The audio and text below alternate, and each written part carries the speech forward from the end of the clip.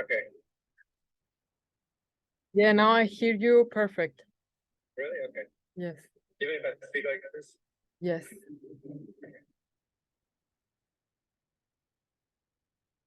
What were we talking about?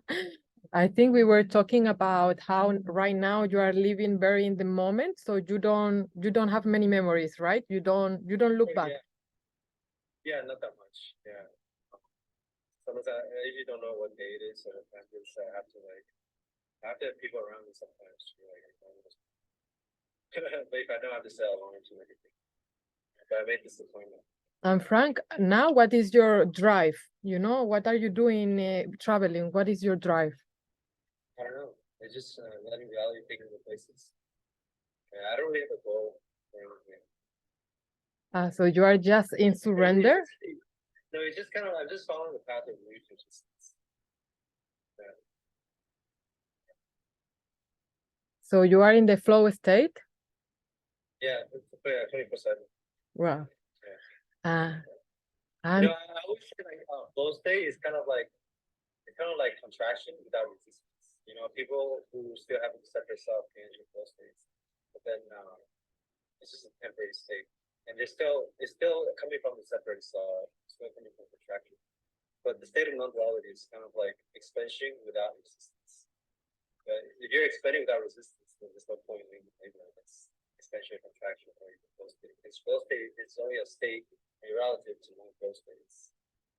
Yeah, so like it's kind of like a permanent flow state, but it's not really a state. But within this non-dual state, there are moments where you can feel a little bit more flow, but then the flow is still like just in the foreground. Yeah. Right now, I just feel like right now there's an inclination. Like the inclination is the inclination of reality. Like I'm just in the backseat, kind of following the course of music, and then that's just happening by itself. It's not like like a group that's supposed to be just some all that. Like I don't have thoughts like that. mhm. Let's ask, guys, are you listening, Frank? Well, is it okay, the sound? Yeah, let's ask. I still hear you like it's better, but maybe you can talk a bit louder. Yeah, I'm outside, so it's not the best audio. Yeah. Yeah, but then I was saying I remember the meeting with you in Valley. Yeah, and you said when you were talking, it felt like a Blueco experience. So when we were talking about sort of your Blueco experience and like the experience. I remember also just a few days ago, a friend told me that, do you know the Guru Ram Dass? He's an American spiritual seeker, and he was experiencing with medicine, and he gave DMT to his guru, Indian guru, and when he gave big dose to this Indian guru, the Indian guru was the same. He was like, so Ram Dass kept giving him more and more, like, wow, maybe this guy, yeah, yeah, yeah. I heard that story. But for you, you did have a reaction. You felt something. That was 2018. That was before my awakening to non-duality. Yeah, but that was my first glimpse into non-duality. But then it was still from a separate state. It was kind of like putting on a VR goggle where you had a preview of non-duality. Yeah, but then it wasn't the full thing. Yeah, but then when I had the shift, sort of the big shift in 2020, my first thought was this was just like my Google experience. So that went on for like a year or two, where every day I felt like I was a massive. Yeah. So like it was just spontaneous having an unfoldment, and then I have experiences. Yeah, now your energy feel more grounded. When I watched that video in YouTube, you felt like really excited, like you were on a high, and it's intense even to watch. I can feel the energy. It's like, whoa, wow, he's on a journey. Now your energy feels more grounded. Yeah. Like it took a while. Like it took about 2 years to unfold. It's still unfolding a little bit.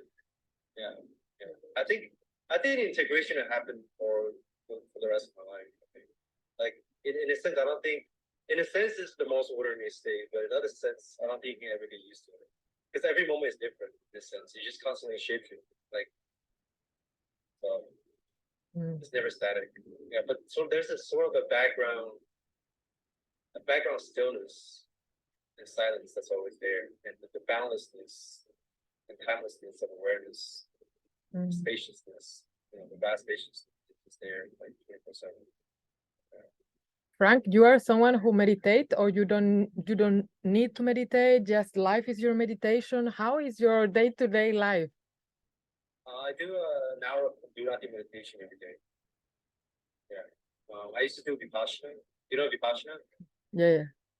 Yeah. So I went to 3 retreats and I did it 2 or 3 hours every day for 5 years, 5 to 7 years. Yeah. But now I just sit there and do nothing. Now my deepest meditation state now, or my deepest meditation states before realization, is just my normal state right now. So right now when I meditate, it's just a quieter version of what I'm experiencing right now. So it's not that much different. So there's a little bit of like cleaning up and integration. Like at first it was like a lot of cleaning up and integration. That's why I was experiencing a lot of like acid-like experiences for 3 years. Yeah, because all the stuff that is unraveling, all the stuff that gets uncovered, that's the result of the physical experiences. And so like actually all the most of the trip experiences that I experience, it's actually just a byproduct of the side effect of the solution. So that's why the Red Fox's teacher, when he took acid, he didn't feel much because there's not much conditions. Yeah, so like all the psychedelic experiences, the visuals, the distortions, and things moving and morphing, and all the mystical stuff. It's just sort of like imagine like you're Michelangelo, you're chipping away the marble, and the whole path is about chipping away the marble and revealing the formlessness underneath. And then when you like hammer the marble, and then sort of the dust start flying, yeah, that's the way the mystical experience is. But when you chip it all marble down to nothingness, there's not much better. Well, I was the other day also thinking about your energy, because not only to me but other friends who met you, something shifted in them, and it felt like a high that lasted for a few days, and really? yes. Yeah, a friend, he's even raw vegan, and after meeting you, he had to eat salmon, eggs, he needed to ground after meeting you. And I was thinking, like, for example, I have a guru in India, and these people who have achieved higher and deep levels of awareness, they have an ashram around them. They built a city where people can come and be in contact with them, but then the people stay around them, stay with them, sleep, there's food, they provide, but you, for example, you go, in your daily life walking, and your energy is awakening people, but then we don't have like the gurus we go to see them, and then we can be safe, we can sleep around them, we can eat around them, but you are moving, awakening, and people are like, ah. But for instance, I'm like Tasmanian devil. You know Tasmanian devil? Yeah, I think like I think I don't know anything about transmission actually. Like people do tell me when they're around me, they feel different a little bit. But I think transmission is just allowing whatever the isness to go through you. Like it's already there. So like in a way, I'm just creating a space where people will just let their guards down and just provide a space for no resistance. And when you completely let go of resistance, you're gonna experience, the boundless nature of awareness. So in a sense, transmission is not something that a person gives to another person. Just in the sense, there's still a separation. And transmission is just maybe I can act as a catalyst that allow you to see what's already there. Yeah, because like in a sense, I don't really feel energy in my body.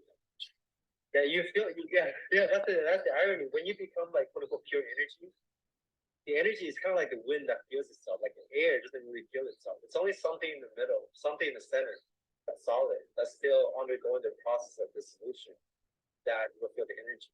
So when people go through the whole process of like Kundalini energy, like Kundalini dissolution, the reason why they feel their quote unquote chakras vibrating and lighting up and have like mystical experiences in the third eye is because they're still going through the process.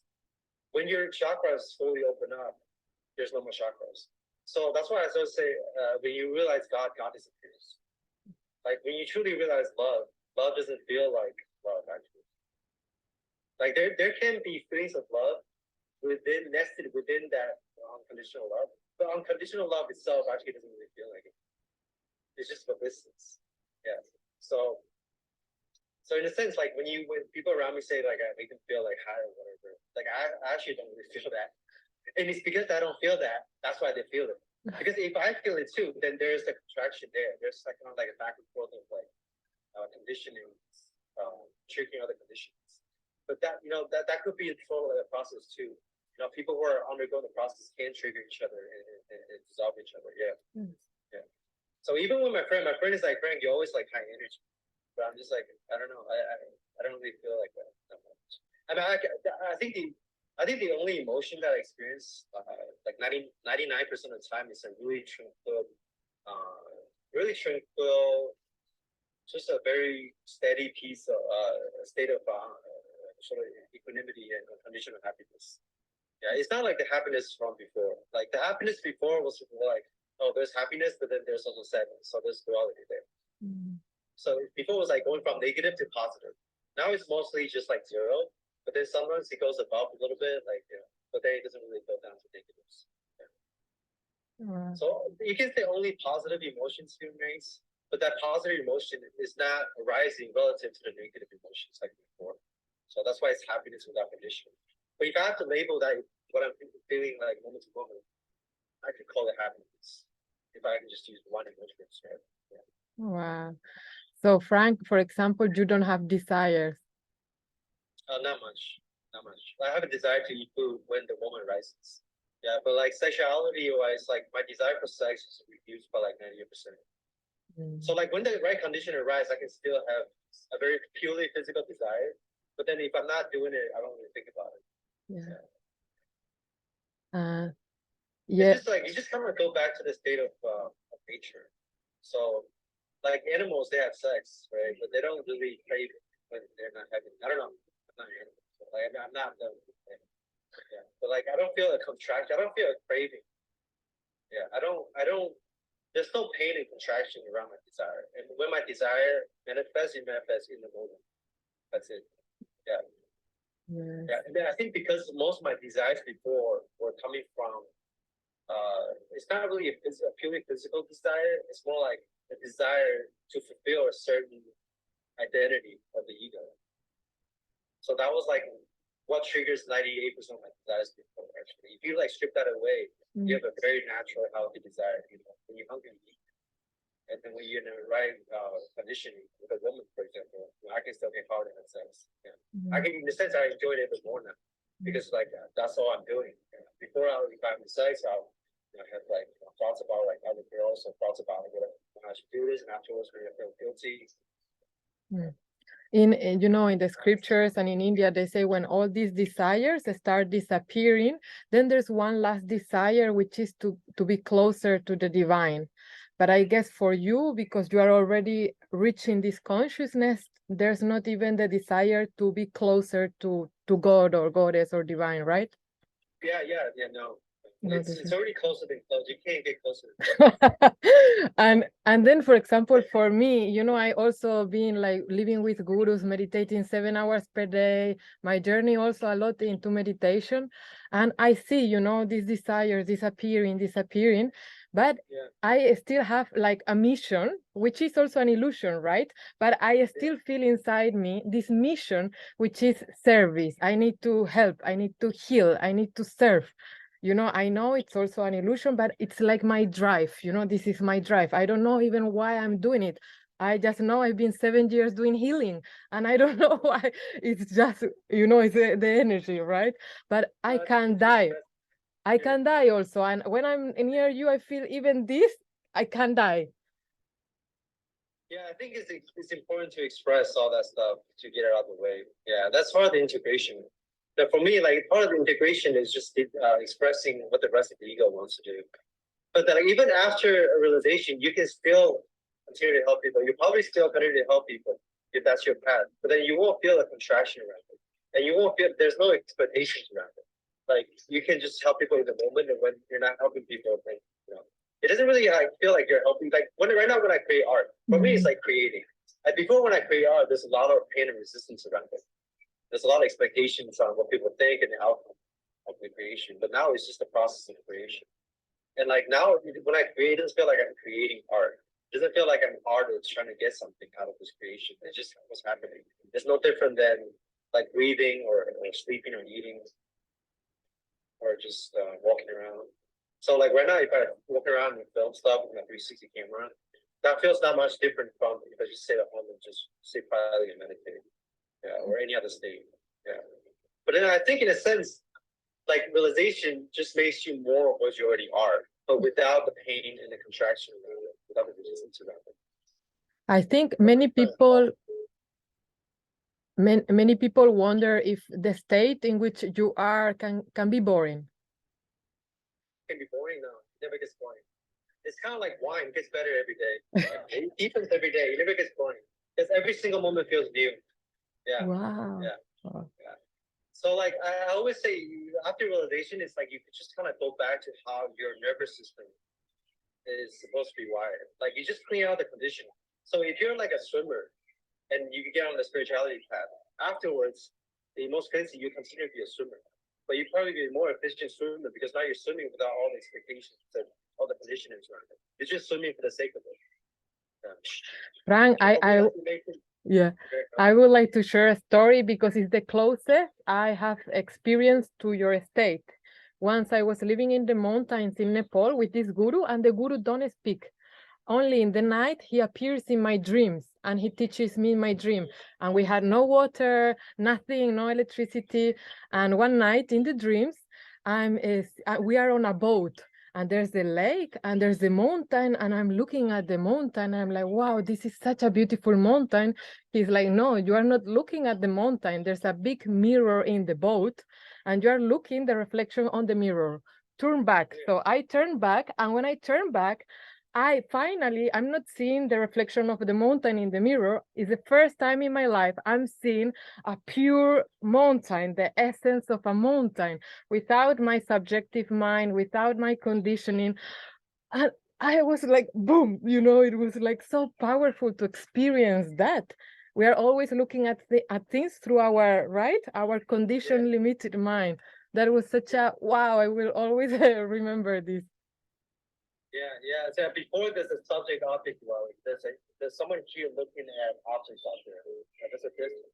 But then when you dissolve the center, when you dissolve the observer, the perceiver, the ear, watcher, doer, there's just the instance perceiving the self. Like it's hard to describe, but the best way to describe it is it's only the universe experiencing the self. Mm. Yeah. And then it's kind of like a hologram, and the universe is hologram. It's a hologram. Mm. So this hologram is equally aware in all directions. So everything is in equal footing. Like before, you would think like there's whatever solidity here has more importance than other objects, or when you perceive a certain object, there's more importance, like between like a cup or a cell phone, or between like your body mind and people's body mind. Like you feel like there's more identification in this particular region of the sphere of sensations. But when you raise the subject object duality, the sensation of the body mind and your thoughts, it's not like you don't have any thoughts, you have thoughts, but then the sensation of your thoughts, the sounds, the body, even the space between the thoughts and the space between objects, the sky, the clouds, the table, whatever, they're all on equal footing. So that's why it's the state is, that's why it's called unification. It's just unification.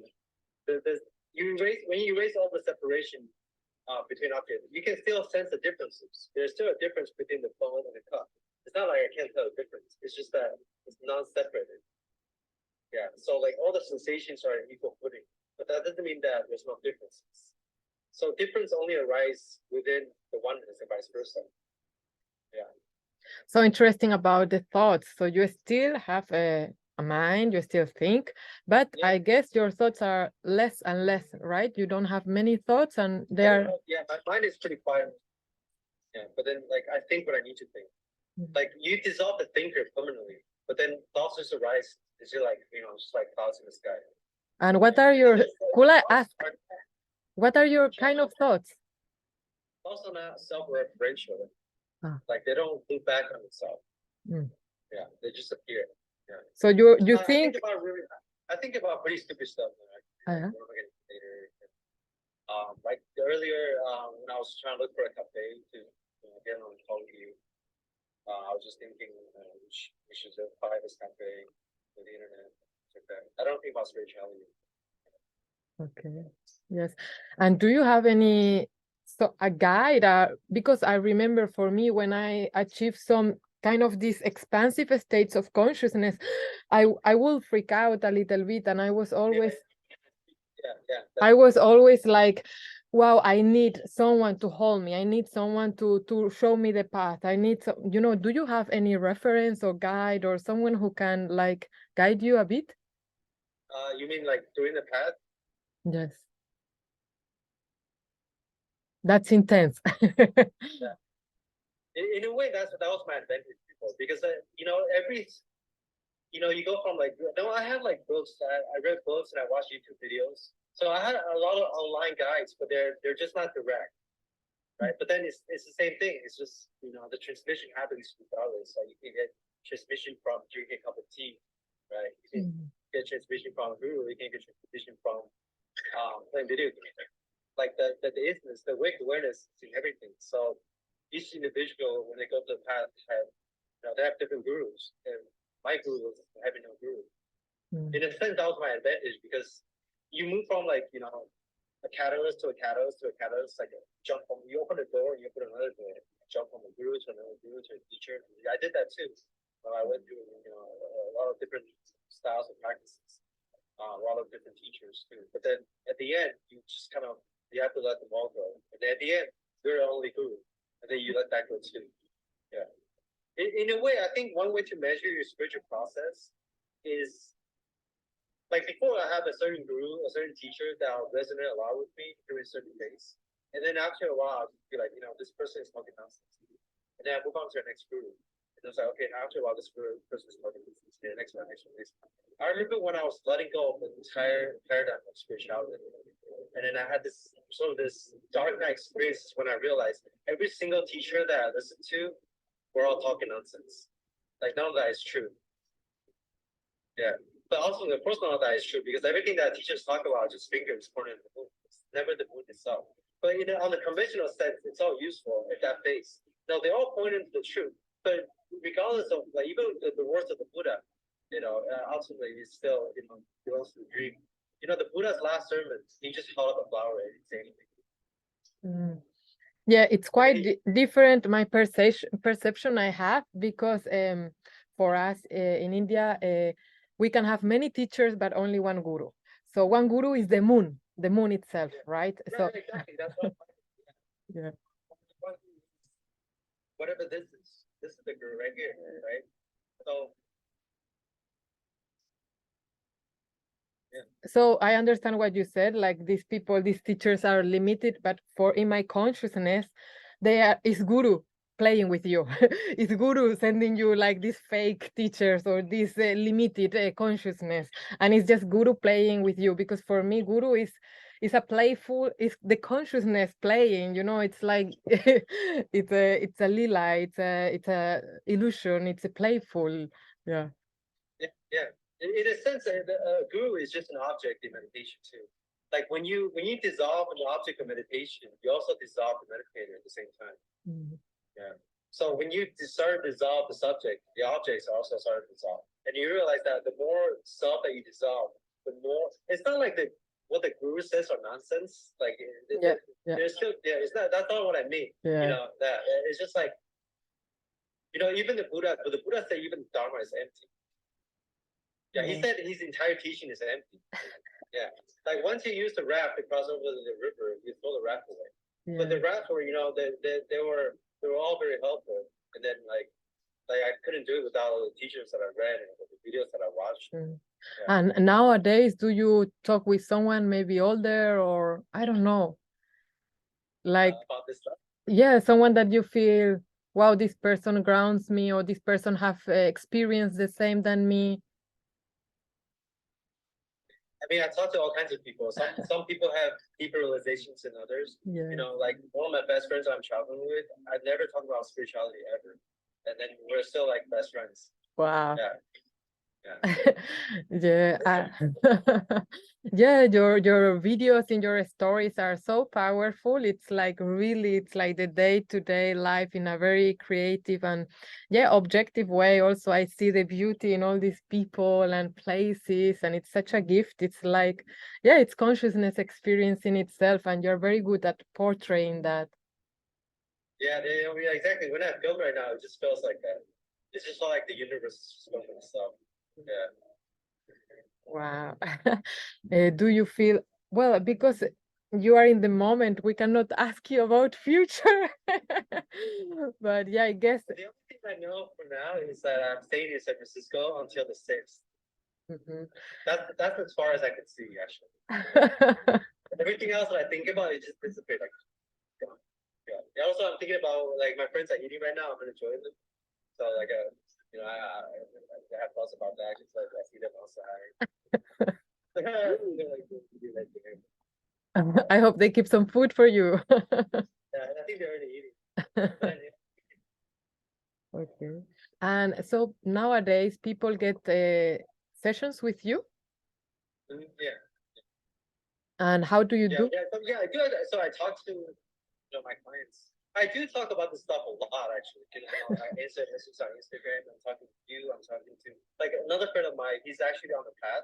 I'm traveling with two friends. One of them don't really care about spirituality at all. But we've been friends since like college. So I never mentioned this to him ever. The other person is like on the path. He has a lot of spiritual conditionings. And then so like when he's hanging out with me, I don't want to go teach him anything. Like he just like he wanted me to be his teacher in a sense, and he wanted to be my assistant. That's why he came to China. He came to the States from China, and I was like, I don't have anything to teach you. We just be bros and hang out. So like we just hang out and filming, exploring the city, and then apparently like throughout this process, he's like dissolving a lot and going a lot of deconditionings, and it's just having a time of his life. So like the conversation will flow to like spirituality and non-duality spontaneously.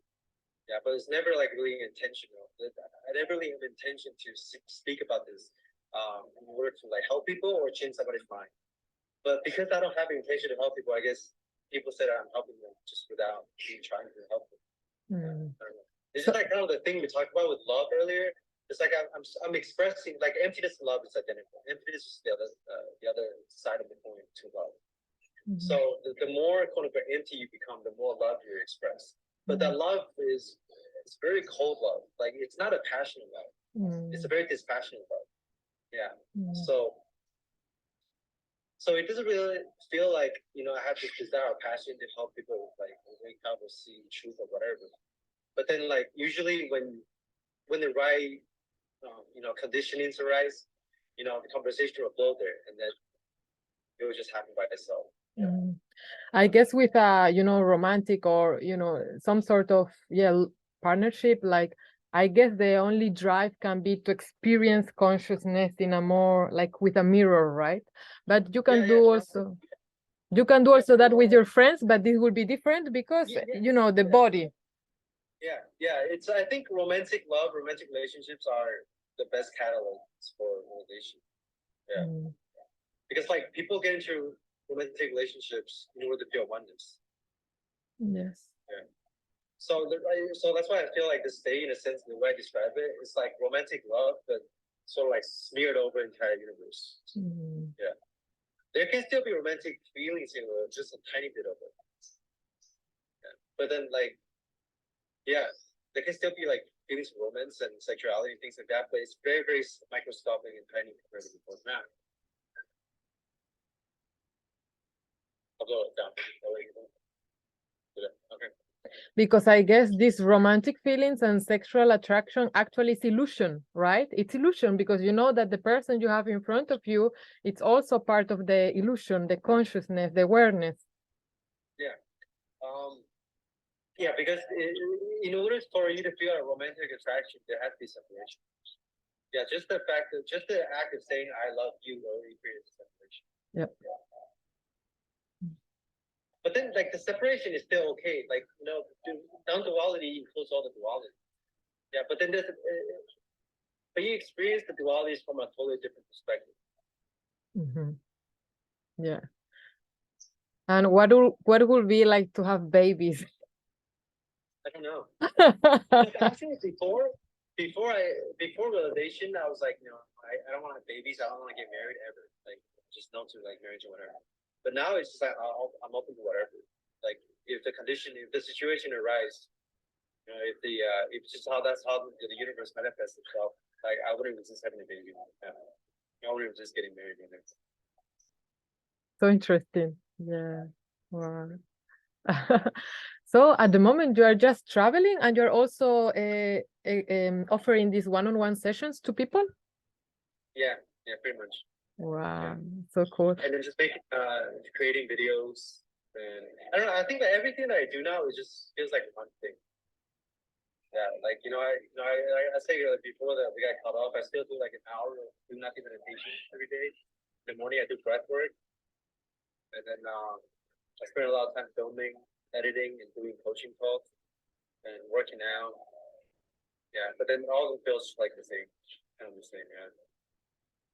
You know, in also I say a lot of about India because it's my big conditioning, but Shiva, when you know it's a consciousness itself has a lot of arms, you know, and it's like this ability once you are in the state, you can do so many things at the same time. It's like everything. Yeah, sometimes I feel like that. Yeah, when I'm like out roaming around, feels like I have something. And like also like you have so many years of like the reason why they have like faces, the direction, so many eyes, because awake awareness does feel like every part. It's not a there's no particles, right? But then the one metaphor is like every particle is like an eye, it's like an eyeball, right? And then they have faces in all direction because the awareness is panoramic. Right? Yes. It does kind of feel like you have like infinite numbers of eyes. And like everything. Yeah, sometimes I feel like a fly. You know, the flies have many eyes in the face. Sometimes I feel also that. Wow. And could you tell me, like, if have you had any long-term person that you are coaching aside of your friend who is traveling with you? No. Yeah, I have people that are more or less long term. Like I've done like I'm doing group calls right now actually. Yeah, but before we just booking one on. But I do have like repeated groups. Yeah, I think groups, better groups. But could you tell us what do you feel how they have shifted their reality, how they are shifting with you? Yeah. After I talk to some clients, they do tell me they have shifts, or they feel like they're just kind of asking. Exactly like the way you described it. Yeah, yeah. Okay. I don't think I have more questions now. So how do you feel? You say you're nervous for the call. No, I feel now very relaxed. Yeah. Okay. Yeah. Yeah, I feel good.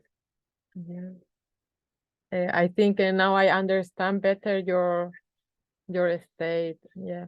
And also I think for me it's important to know that you don't have any drive to awaken people. It just happens spontaneously. Exactly. Yeah, it just happens. Yeah, Yeah. I think Adi Shante said the same thing. He said he didn't. I think he said only the people that don't want to be teachers can be good teachers. Yeah. I don't really look at myself as a teacher. Like when I come on the website, I say coaching. Like I kind of use the term contemplative fitness to describe what I do. Yeah, so it takes away the spiritual connotation.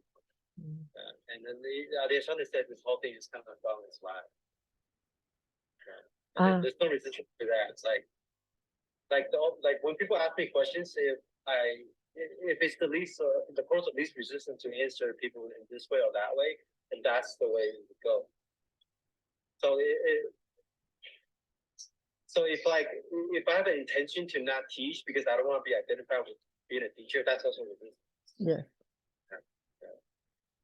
Wow. But do you have a desire of connection? Yeah, very basic connection desire. Just like my friends, I like to hug them, and sometimes I kiss them. I love kissing people, hugging people, and just being around people. Yeah, that's why I film people's faces so much. Because I genuinely just like people.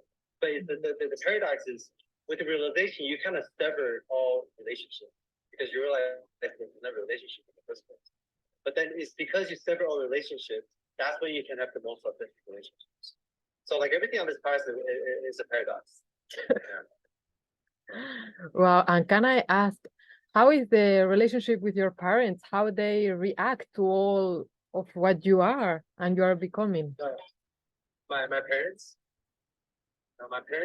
they see a lot of ships. Yeah, my dad is like, yeah, I remember when I was going to the ship. Actually, I was in Taiwan. Like my dad was around the ships.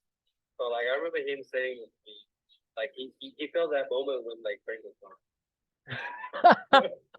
But then there was periods of like intense integration actually after the realization. So like he actually witnessed a lot of like just the continuation of this solution because the process is there was a shift that was permanent.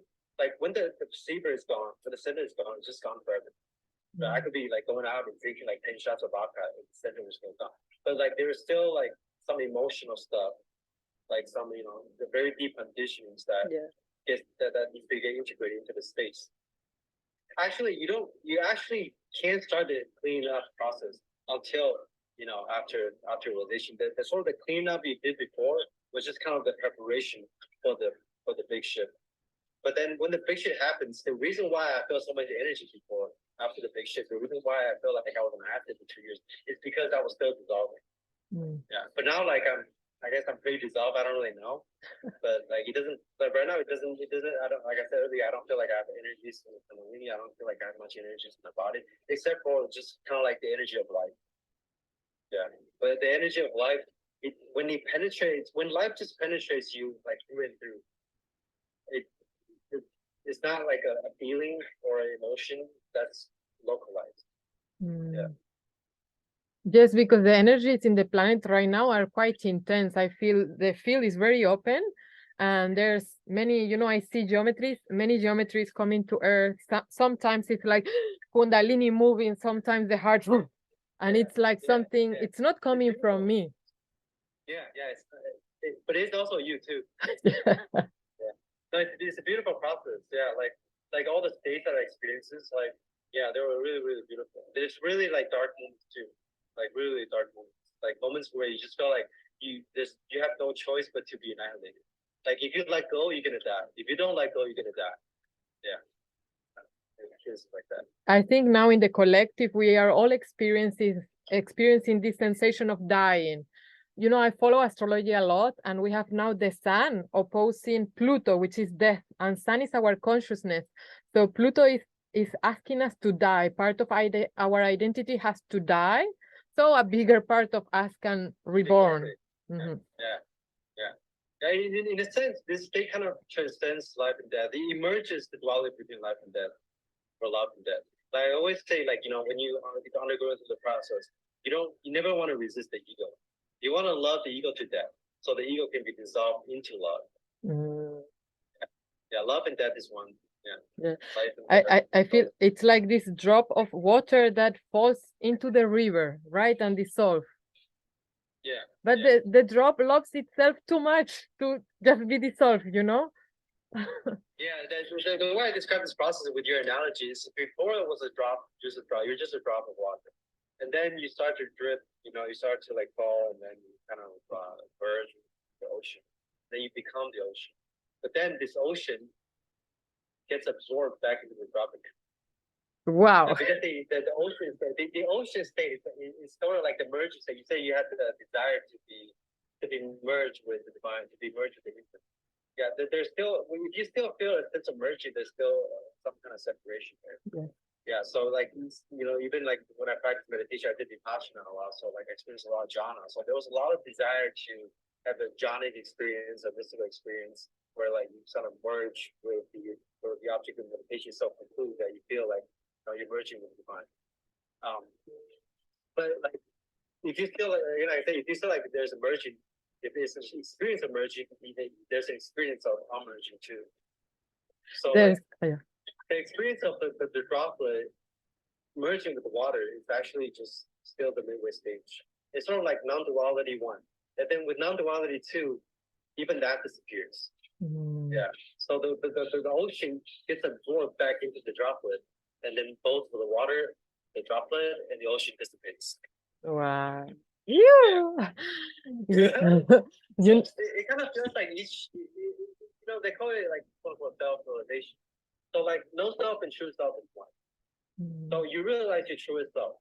Like from the neurological perspective, you're waking up from the identification to a single thought of me to the entire brain, in a sense.